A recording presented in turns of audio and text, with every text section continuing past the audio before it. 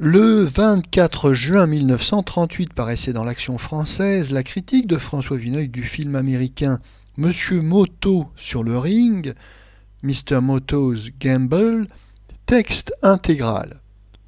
Un retard imprévu m'a fait arriver à la moitié de ce film, mes aventures un peu agaçantes puisqu'il s'agissait d'une histoire policière. Mais elle m'a permis une petite expérience assez instructive. J'ai vu un peu plus tard tout le début du film d'un œil instruit et qui pouvait s'amuser à chercher les ressorts de cette petite intrigue. Or, je me suis aperçu que ces ressorts n'existaient pas et que l'intrigue ne tenait littéralement pas debout. Elle consiste en une suite d'effets qui n'ont aucun lien véritable entre eux. Il s'agit uniquement de tenir en éveil la curiosité du spectateur, de l'intriguer par 1000 incidents, de l'embarquer sur 8 ou 10 pistes, de lui faire suspecter 20 visages, pour l'amener à une solution express du problème, solution qui ne repose sur aucun des événements précédents. Toute l'habileté des auteurs consiste à précipiter suffisamment la cadence, à amuser suffisamment le public pour qu'il n'ait pas un seul instant à donner à la réflexion. Le film devient ainsi une sorte de tour de passe-passe. De ce point de vue, Mr. Moto sur le ring est fort bien mené.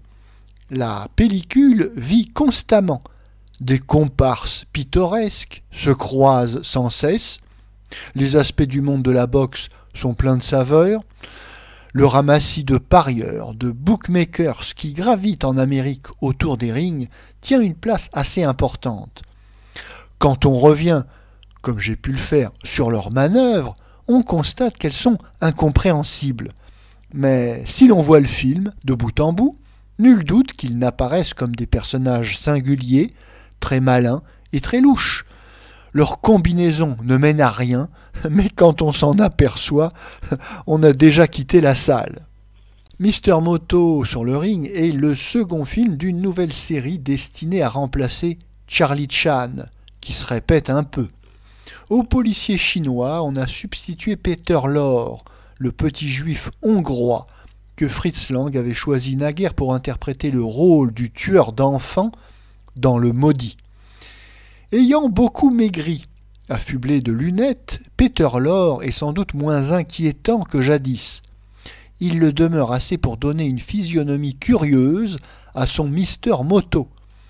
C'est un enquêteur du type scientifique et doux, étudiant les énigmes criminelles comme un autre ferait de la paléontologie.